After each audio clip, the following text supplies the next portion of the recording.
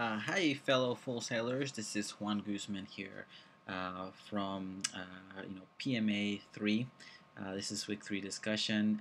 Just giving you some quick advice on how it's been and what to look forward to and what what kind of problems I ran into and how I kind of got over it. To be honest with you, I think that the most difficult part is really time management. Just make sure that you try to get ahead of those projects. Don't be afraid to look forward to what the weeks are the weeks ahead are bringing whenever you're in a course. I think that that's really where I ran into the most problems with.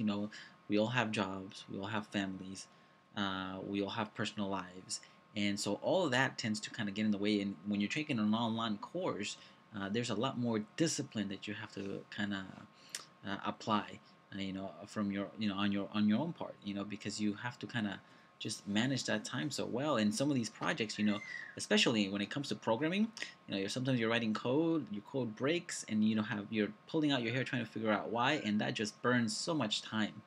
So make sure you try to get ahead of the end of the week. The other thing is that for programming advice, I think that the most error that I came across, the biggest error that I came across were really spelling errors. Things like just misspelling, having that, transposing a word or something. I don't know, just spelling something ridiculously small, and you have lines and lines of code, and you have no idea where you went wrong. Uh, you know, First off, try that. Make sure you have your spelling correct, because that will, I was pulling my hair. One time trying to, build my app for the first time. I misspelled something, and it took me like 3 days to figure out that I had missed. It was a simple word too. It wasn't anything like big, like misspelling buttons. Transposing the N and the O or something stupid like that, and so that broke my entire code or something. So be careful with those spelling errors. As far as resources, I cannot stress enough how helpful lynda.com is.